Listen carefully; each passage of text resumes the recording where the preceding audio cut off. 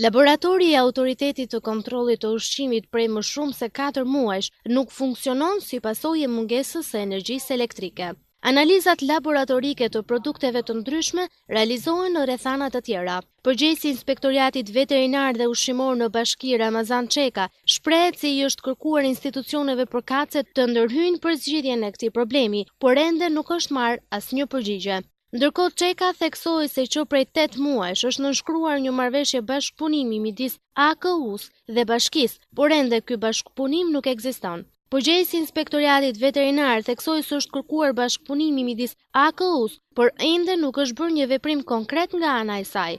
Inspektoriati Shtetëror, ku bën pjesë edhe AKU-ja, kemi një bashkëpunim bashkë në lidhje me të gjitha detyrat që kërkon zbatimi i ligjit mbi sigurinë ushqimore. Por, bashkëpunimi jon në fushën e sigurisë ushqimore ka qenë i vazhdueshëm. Dhe ne vazhdojmë të bëjmë një bashkëpunim të tillë, por ka ngecur në problemin ligjor të hartimit të një kontrate që u bë para 7 muajve në Bashkinë Elbasanit në prani të 2 titullarëve të AKU-s, të drejtorisë së përgjithshme të AKU-s, drejtorit të përgjithshëm dhe titullarit të bashkisë sonë, zotit Jasim Sedini, firmosen e një akt marrëveshje në prani të ministrit të bujqësisë të ushqimit, zotit Genser Uli.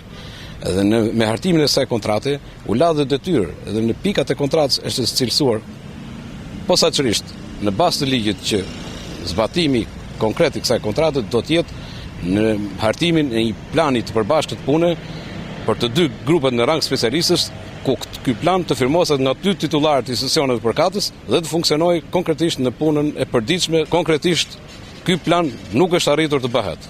Ne nga ana jonë si bashki kemi sjell 2 herë versionet tona, planin ton ja kemi paraqitur AKU-s rajonale këtu, me qëllim që të hartojnë edhe të tyren dhe të bashkëpunojmë të zgjidhim një të vetëm për ta firmosur tek titullarët përkatës dhe për të funksionuar normalisht. Në zonën administruar nga bashkia punojnë një numër i madh subjektesh prodhuese për punuese të produkteve ushqimore, sidomos ato shtazore.